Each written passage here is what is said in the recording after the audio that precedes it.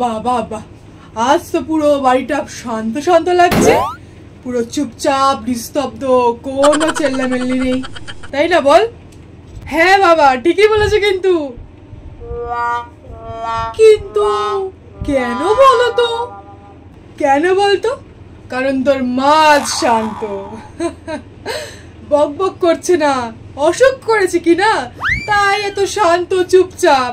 ও আচ্ছা, তার মানে তুমি এটাই বলতে চাইছো তো আমি সবসময় চেল্লামেল্লি করে বেড়াই? আহা মহাশয়া, আপনি একটু থামুন তো, শান্তিতে আছি সেটা ভালো লাগছে না নাকি?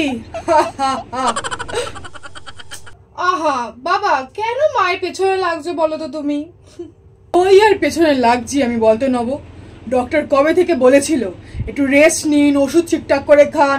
তোর মা শুনেছে ডক্টরের কথা? ডক্টরের কথা তো বাদই দিলাম, এতবার করে বলেছি, আমার কথা শুনেছে না? ঠিকঠাক করে খাওয়া দাওয়া করছে না, ঠিকঠাক করে ওষুধ খাচ্ছে। এখন কে ভুগছে? আমি বললেই কিছু দোষ হয়ে যায়। ও আচ্ছা, তার মানে মা তোমার বক বক করাটাই কিন্তু বাবা মিস করছে সব থেকে বেশি, তাই না বাবা? চুপ বদমে, তা তোর মাকে জিজ্ঞাসা কর কিছু খাবে কিনা, আমি তাহলে করে দিচ্ছি। তাহলে তুমি এক কাজ করো, আদা তুলসী দিয়ে 1 কাপ কড়া করে চা করে আনো, যদি খেয়ে একটু সুস্থ বোধ করি। দেখ শোন, তুই তোর মায়ের কথা শোন নব। শুনুন মহাশয়া, আপনি যদি চা খেলে সুস্থ বোধ করেন না, তাহলে আমি আপনাকে 1 ড্রাম ভরে চা করে দিচ্ছি। শুনুন, অনেক কড়া কড়া ওষুধ খেতে হবে, পেট ভরার মতো কিছু খেতে হবে, বুঝেছেন? আমি করে আনছি, চুপচাপ খেয়ে ওষুধটা খাইয়ে দিবি নব। কি করে বোঝাই বলতো তোর বাবাকে নব? আমার তো শরীরটা ভালোই লাগছে না, ভাত বা রুটি কিছুই খেতে মন চাইছে না।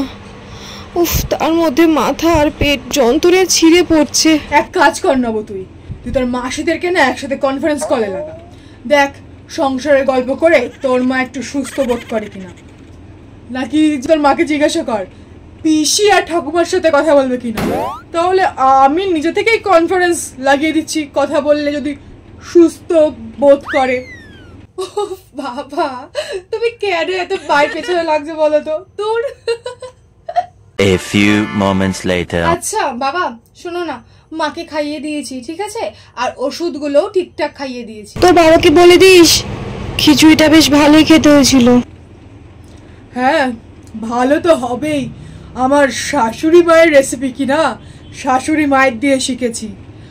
আর আজ পর্যন্ত শাশুড়ি মায়ের তৈরি করা কোনো জিনিসই খারাপ হয়নি, সেটা খাবার হোক কিংবা মানুষ।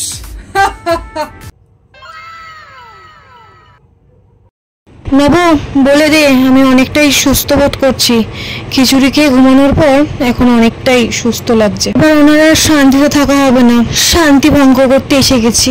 আর শান্তি পেয়ে করবোটা কি? তুমি তো শান্তি, তুমি সুস্থ থাকলেই শান্তিতে থাকি আমি। Isn't that amazing?